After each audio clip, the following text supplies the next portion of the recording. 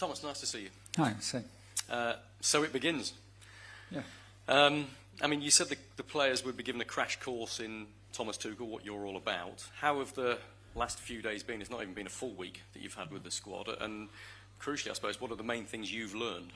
It's also a crash course for me in international football and how to adapt to the rhythm and to being together with a squad for only 10 days, but only have maybe 3 training sessions, full training sessions to prepare matches. So it's not only for the players a crash course, but also for me. They reminded me instantly in the first meeting, first lunch together, and then the first training session why I was so excited about the job. It's because of them. They were outstanding in the way they behaved and interacted as a group, but also on the pitch they were amazing. We had high quality, very sharp training sessions. Everybody was open to give the very best, and it was good energy, good atmosphere. So yeah, that's what I love the most, to be around players, be with players, close to players on the pitch, and implement ideas and adapt to their characters, to their strengths and to their talent. And it was very good so far. I want to know a little bit more about your plan, your philosophy, if you like, of how you're going to approach this job. You're playing Albania. Yeah. So do you want to produce a kind of recognisable, consistent way for your England team to play right from the very start and take that right the way through until the World Cup finals? Or do you plan to kind of be a bit more adaptable and depend on the circumstances and the opposition? I think it has to be both. I think offensively we try for sure to implement our style and implement our structure and implement our rhythm from now on, and put players into positions where they feel comfortable and put players into position where they can express themselves, hopefully to their full potential.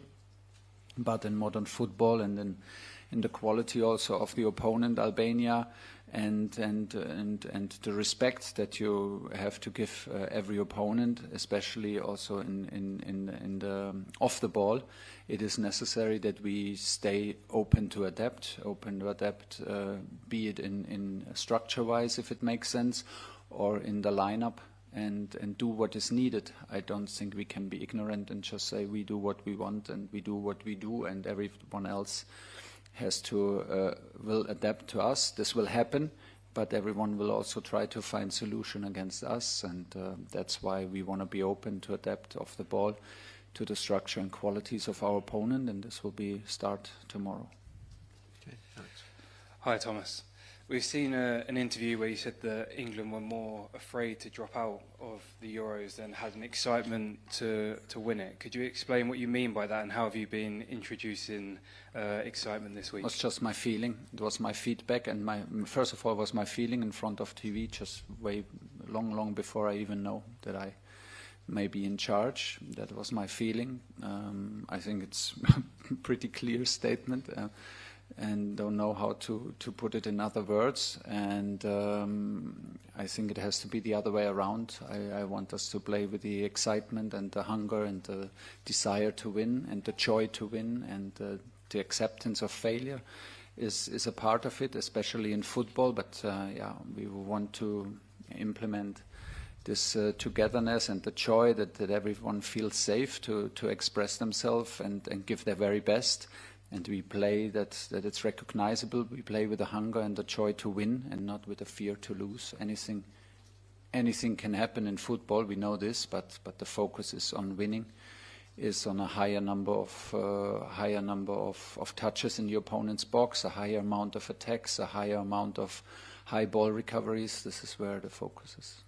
And what are your feelings ahead of your first match at Wembley as England manager, leading the team out? How important is it that the supporters see that style implemented straight away? I just hope so much that they can see what I see on a daily basis, and they can transform it into the stadium, because what I saw in the last days was amazing, and was just a joy to watch and to be part of it. So hopefully we can transport this energy and this fire and this hunger into the game tomorrow. And then, I mean, it's amazing. We have like full Wembley. Will be very exciting. I will be a bit nervous, I guess, But that's part of it. I'm always a bit nervous before matches, so this will not be different. And yeah, I'm excited, and hopefully we can prove the point and take the first step. Sven Töllner, Sky Germany. Thomas, the other day you were speaking about the laughs in the locker room that you were actually missing for the last couple of months. Did you have a couple of laughs so far? And who's the funniest guy so far? Many smiles around, and I think the players feel it also that I missed it a lot, and I missed them a lot, and the energy. I think it's a unique energy in a football team, and a unique energy in a dressing room, and before and after training, and yeah. They are very social. It was very nice to see that they spend a lot of time together, and you know, it is very different from club football because the players don't go home after training, so they stay. So you play table tennis, you play darts and cards and whatever. So it's nice to see and nice to observe, and even nicer to be a part of it. Talking about the English and German hero Harry Kane, did you take the chance? Who's about to have his hands on his first title this year? Did you take the chance to have a brief chat with him about the current situation in the Bundesliga? Yeah, of course, but we do this on a regular basis, and I think they are now very, very close to secure the title, which will be very important, of course, for the club, and maybe a little bit even more important for Harry itself, that he has his first major domestic trophy, and when this happens, it will give him a big boost to be even stronger for us. ARD, German TV, Mareike Aden. You said on Friday that it felt a bit surreal to be in this job, also as a German. Has the last week helped you make it more real? Has it maybe shaped your view? Absolutely, because from a lot of theory, it became very practical, the job suddenly. And it's very intense. It feels like a training camp, pre-season camp, to be so close and such a long time with players.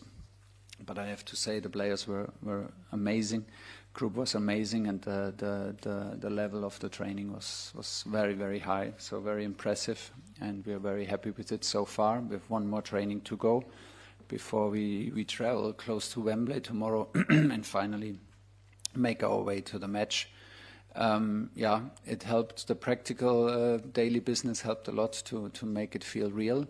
Once you start working with the players, once you start preparing training sessions, then watching it again on TV, talking to players, preparing video meetings and so on, then it becomes very real, and you stop thinking about the big picture from outside. So I'm at the moment in the tunnel, and this will not stop until the last whistle goes tomorrow. From my outside perspective, I got the feeling that when you were announced as the new coach of the English team, that there was quite a bit of skepticism that a German would come into this role. Yeah. And now I feel a shift that there's a bit more positivity, a lot of excitement. What is your impression? Have you felt that shift as well? I have felt I have felt the excitement so far in the camp. I think we created, all of us, a positive energy and a kind of a buzz for the first match tomorrow, and it's on us. We have to prove the point. I have to prove the point and make people believe in me and in the project. That's our job, and this will not stop. And this will never be like one emotional status for the rest of the next months. This will be very fluid, and we have to make sure that we keep everyone on board and we keep our fans excited so they believe in us. Hi Thomas, David Walker, the England Pod. These are your first games as an international manager. In preparation for this role, have you done much analysis and thought about the specific tactical and physical differences between club football and international football? Not in all the depth, but I used all the support that the FA provides, which is of course on the highest level, and there is a more or less how do you call it, think tank that is a proper machine, the FA, and they provide all the support that you need as a coach, especially as a coach who has no experience in international football.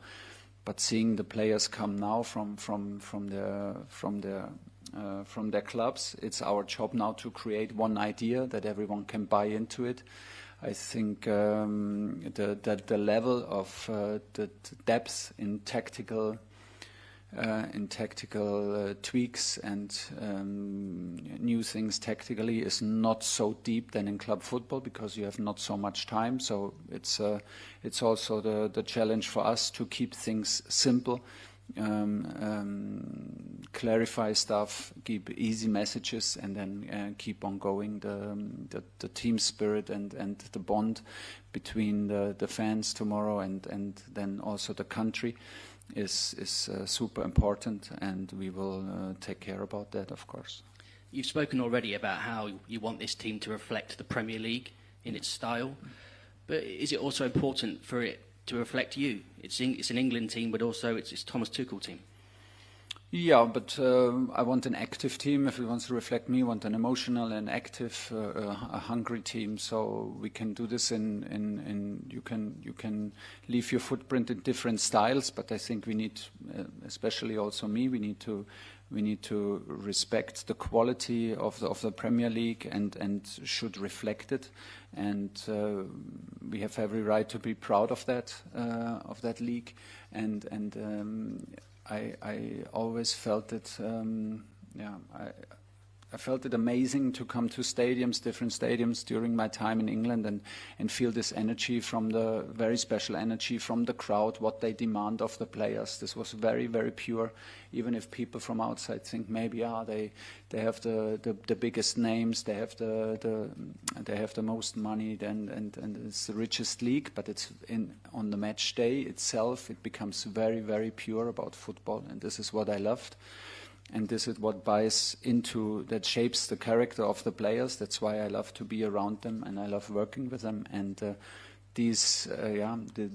physicality and you can light up a stadium so easily in Premier League with one tackle, with one header, and then everyone is suddenly on board. And this is what it is. I mean, we play for England, and we are not Argentina, we are not Spain, so. We can adapt stuff that makes sense also for us and should be open for that. But the DNA is clearly English, and this means it's physical, it's tough, and it's ready to fight. Thank you. Hi, Thomas. About a third of the players in your squad have won major trophies with their clubs. We look at obviously Bellingham and Foden and James, players like that. Yeah. So we know that they've got a winning mentality. Yeah. So this is a very old question with England. What is it? Is it psychological with England? Is it the shirt? Yeah, I heard this a lot, that the shirt, that it's a heavy shirt. It is, in fact, not. It's a high-quality shirt, and it will even weigh less when we come to America, because they already work on a shirt that adapts to the climate there. So the shirt is not heavy in reality, but of course I know what the players mean, and then it maybe is another way to put it. What I felt watching the Euros, I felt tension and pressure on the shoulders of the players, and it felt to me that they were more afraid of. They were playing for not to lose and not to have even more pressure added maybe in the home country than the excitement to maybe make something special happen. And I think we need to turn this around, because as you said, we have so many experienced players, so many players who won the trophies with their clubs, and I think we have every right to be self-confident. But every journey starts as it is with the first match and the first steps. So the very first steps we did excellent, and now we have to prove the point that we are ready for that. And we will have 6 camps to first of all qualify and then make our very best in America. Hi, Thomas. It's going to be your first game. It's going to be a game that matters also. 3 points to start the trip. Besides winning, what do you expect to see from your players? Like I said, I hope we can implement a higher rhythm in our game, a higher intensity, that we can have more touches in the opponent's box, have more ball recoveries in the opponent's half, and that we can implement also our structure that helps us to control counterattacks, because Albania is very strong in the counter-attacks individually. They have a wide range in passing options. So this is basically what we need and what we need to provide to make a good result happen. Hi, Thomas. You mentioned earlier how important it is to play players in positions where they feel comfortable, where they can express themselves to their full potential. Do you think this has been a particular problem in the last few years? No, not in the last few years. I think everyone is trying that, and I think Gareth did excellent in doing so. I felt that the team maybe in the Euros were not. How should I put this? They were not free enough to express themselves in a stable structure. But England was not the only team to change structure from match to match, and I think we have to make sure that when we play now, that everyone knows its role on the field, also accepts his role and plays disciplined in his role, and then from the acceptance of the spaces for your teammate comes the freedom. Then within your space you can look out for solutions, and you can find solutions. But we need to bond a little bit better. We need to find more rhythm and a little bit better connections on the field. We know you've got a very specific agenda. You've got to go and win that World Cup. And you've mentioned a couple of times in this press conference 6 training camps. Yeah. It's a very short amount of time to go and do what you need to do. So do you feel any pressure, or are you just absolutely embracing this opportunity? I don't feel a lot of pressure in general. I feel the pressure when I feel the pressure, but mostly I feel it as a privilege, and mostly I don't feel it at all because I'm in the tunnel preparing the match, and once it's there, then I feel sometimes the pressure. I feel pressure when it comes to semi-finals and finals. Then I have the experience that I also feel the pressure, and I needed also in my coaching career to adapt to that and to find methods to cope with it. But this helped me, of course, to have the experience in it. We have only 6 camps, and that's why I think, and I was so strong on the point to bond with each other. We need to find, and it's then also my responsibility to stay connected in between camps. So be it to visit the players, to call the players, but the players between each other, they need also to stay connected. They need to take care of each other between camps. Otherwise, it will not be enough. Just 6 times 10 days will not be enough to create the togetherness and the special atmosphere that is needed once we hopefully arrive in the US. Thinking about what we have to do and what the outcome is does not help us. The only thing that helps is worshipping every single day that we have. The players did exactly that from Monday. Can only repeat myself. It was a pleasure to be part of it. So, but it's not over. It's just the start. Today is Thursday, last training, and tomorrow is the last meeting. And hopefully we can prove the point for the first time. Last one here. Hi Thomas. I know you've got that last training session, but do you think all the players are going to be fit for tomorrow? And what's the update with Cole Palmer? Cole will not be with us. He was not on the pitch with Chelsea. We waited quite a while now for feedback and for the chance maybe to call him up, but he is not on the pitch and not available. It makes no sense to call him up now. We stay with this group that we have. Everybody is in training today, all 26 players, so it gives us the full choice. Hopefully nothing happens in this training session, and we will have some tough choices to make for tomorrow. Thanks, everyone.